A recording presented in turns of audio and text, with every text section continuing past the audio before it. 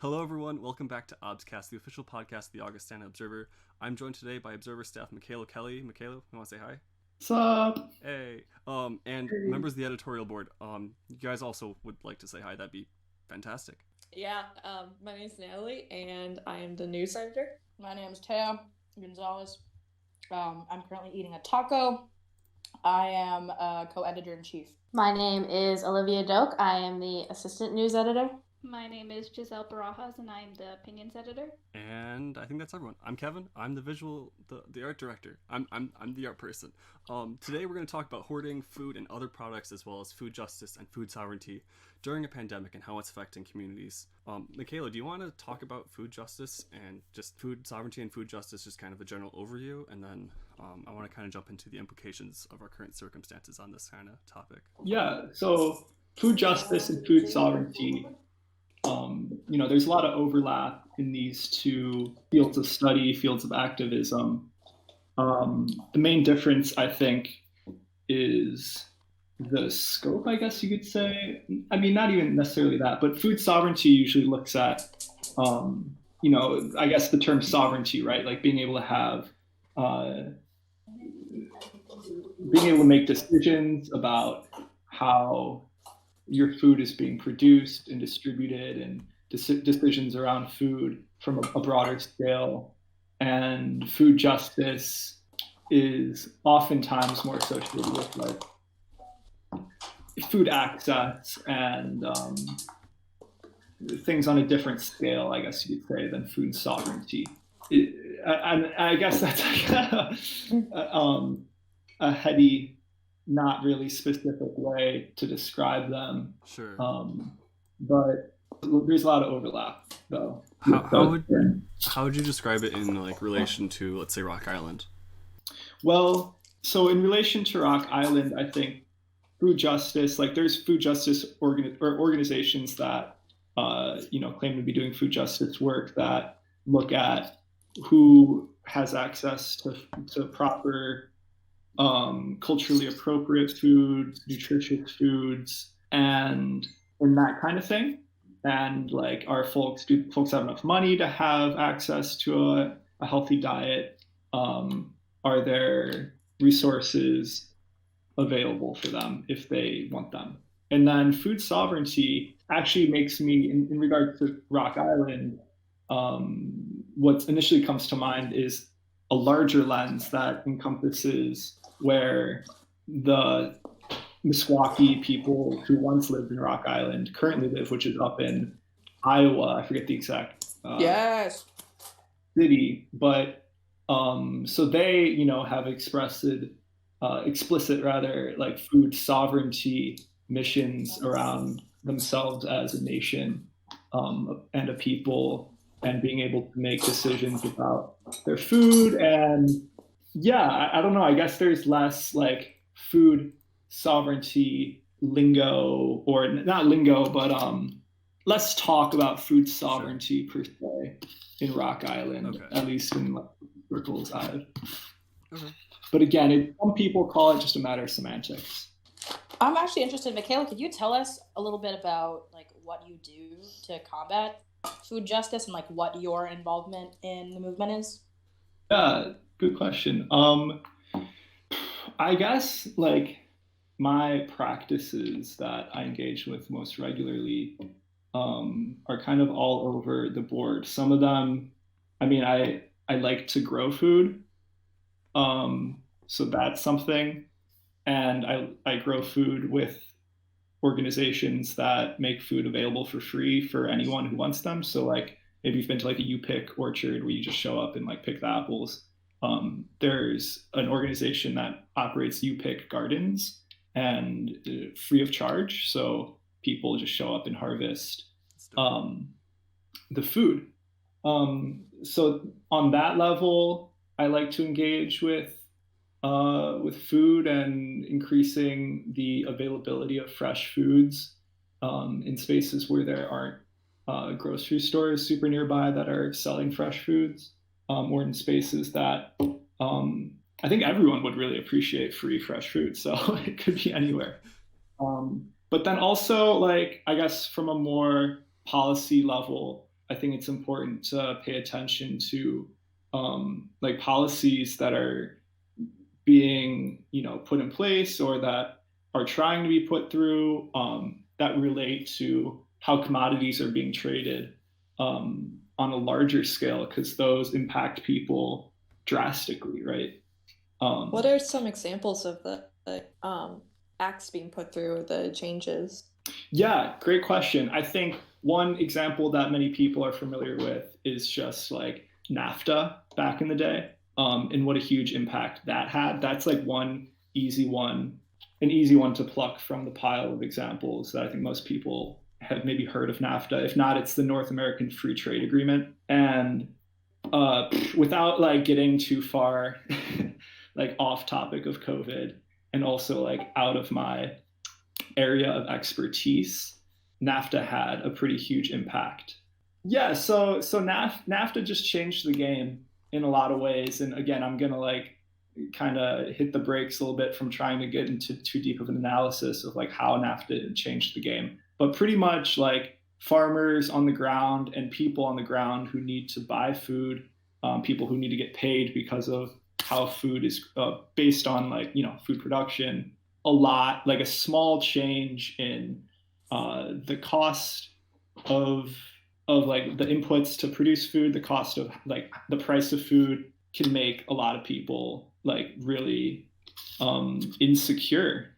Their livelihood, depends on these things that could change so much just based on someone sitting in an office thousands of miles away. So there's specific examples you can find about how policies in like 2008 with the recession, what was going on with food and commodity trading, and people who are saying like what's happening with Corona now and like the future of food's gonna look like, and how the supply chain, there's like this crazy situation going on right now with the supply chain and the coronavirus and the current recession that we're kind of in. Do you mind talking a little bit about Augie Acres actually? Yeah, so Augie Acres is like I would say maybe we're a full acre. We're not quite a full acre. Definitely not multiple acres. Augie Acre.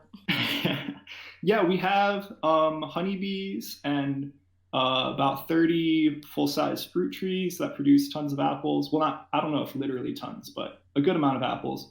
I distinguish between like literal tons and hypothetical tons, because on story last week I showed up to the garden and there was literal tons of apples there, which was bizarre. There were, to be exact, 28,500 and let me do the math again.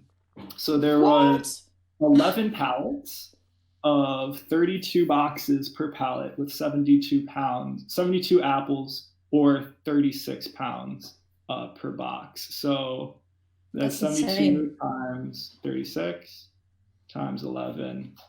So yeah, there is 28,512 apples at Augie Acre.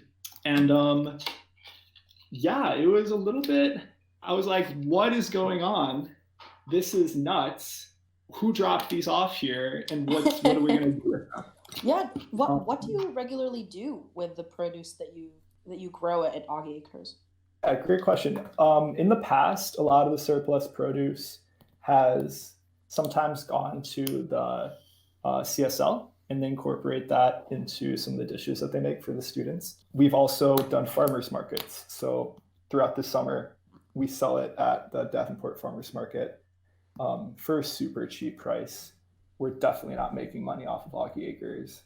So that's been a fun thing to just like get to engage with the community really and make friends with some of the other local growers. Yeah, that's more or less the gist of it. We've done on-campus markets too. We haven't really done those so much in the past couple of years, but my freshman and sophomore year, we did a lot of on-campus markets. That was awesome. There were like weird looking squash, and they were like, buy these squash. I know they look ugly, but we made them here. So that was They don't do that anymore? No, they don't. They should bring it up again. We haven't done on campus, yeah, for the past like year or two. You know, Where do all the weird looking squash go if they're not bought by students? That's what I'm saying. You gotta do that again. I know. There wasn't a whole lot of excess produce last term, unfortunately, because of like the folks who were engaged with the garden. It's a great space, and like it doesn't have enough. It hasn't had enough volunteers for the past year and a half to produce the food that we were producing like 2 years ago, 3 years ago. I hear you. There's a cool tire swing if you guys go there. Yeah. Oh yeah. there's a tire swing. There's a tire swing. I have video Guys, I have to go. just There's like a tire on the swing. tire swing.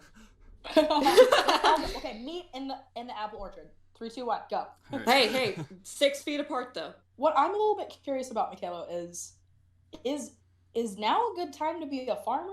Because I think a lot of people who are not farmers, who don't produce their own food, could easily be like, oh yeah, but they don't have to go to the stores, they don't have to wear masks and like rub up against every person who's trying to get toilet paper right now. Like they have access to their own food. Is it really that easy, or is it a lot more complicated?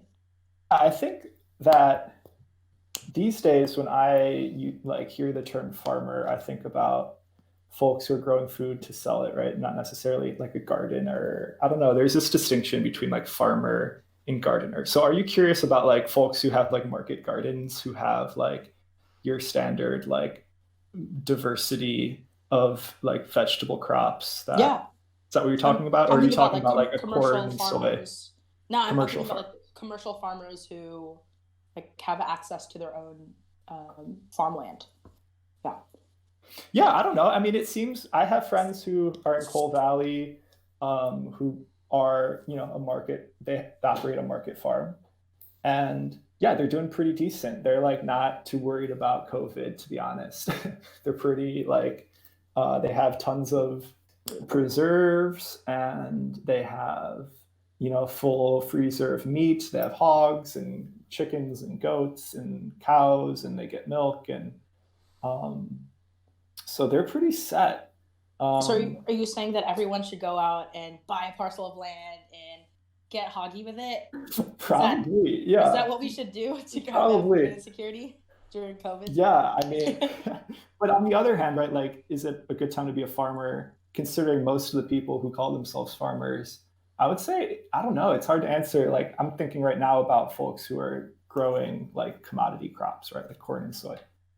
And it's like easy to forget that like climate change is happening when COVID, like maybe it's not easy to forget, but for me, I don't know, like the whole climate change thing somehow has like Greta Thunberg is no longer like the top like headline. It's like COVID all the time, with some like climate change headlines, but like climate change Dr. is Fauci. the thing. And yeah, it's Dr. Fauci. And like it's rough to be a farmer with climate change. Like the weather is so unpredictable now, and as we all know, having lived in the Quad Cities for the past few years, like there's been tons of rain. There's been like really hot summer. It's just like, yeah, Midwest in particular got so flooded out the past few years. Right. So it's really like in the past, it's been more predictable, and predictability is like really helpful for farmers. The weather has been really predictable, and so now it's just like, boy, it's kind of rough. And what's rough about it too is that there's some farmers out there that are dependent on companies, restaurants, and other things to buy produce from their farms and such, and that produce isn't there. So how do you think that's affecting those farmers? Yeah, right. I mean, I have no clue. I've read articles about how many farmers are just having to leave their produce to rot, right, in big heaps in the fields, or just like not even picking them and leaving them to rot on the vine or whatever, because they don't have the demand anymore, and it's not worth it for them to harvest this stuff and donate it. It's just like they're losing money if they were to harvest this food that's perfectly ripe and edible and ready to go. So it's bizarre and it's sad, and it makes me so frustrated that capitalism is the system in which we live that makes it make sense to leave things to rot without mobilizing them to get them to people who we all know could eat them. There's like a huge like we have tons of food insecurity in this country and in the world, right? And like yet it makes sense to let stuff rot. and that is just like hashtag capitalism. If you've like Yeah. ever needed a reason to argue with someone about capital, like that's it. And so, and that's interesting for it, like that to come home to us at Augie in the form of 28,000 apples, 28,512 apples, like singular, like so many apples, like in Augie Acres, just like, and this came from a food bank. I found out at first I was confused. I didn't know where it came from. And then I finally, thankfully, learned that facilities accepted this shipment, not knowing exactly how many they'd be, from the Riverbend Food Bank, which is a big food bank here in the Quad Cities. And can only assume where they got them from.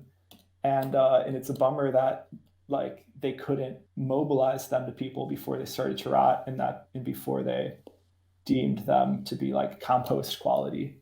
You know what I'm saying? And so that's why they dropped it off at Augie Acres?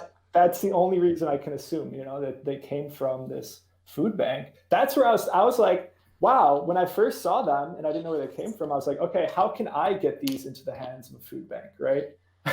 Many people, you're just playing hot potato with the apples. Exactly, it's ridiculous because really they weren't so bad. I think 1 in every maybe 6 apples was starting to rot, but then the rest were like primo, like perfect condition. These were red delicious apples. What? The food banks still have specific rules though that they have to follow, and most food does go to waste after a while. And it sucks nowadays too. There's over 22 million unemployed in the US right now, or some odd number like that. I don't know the exact thing off the top of my head, but it's a lot of people are really dependent on these food banks now, and just it sucks.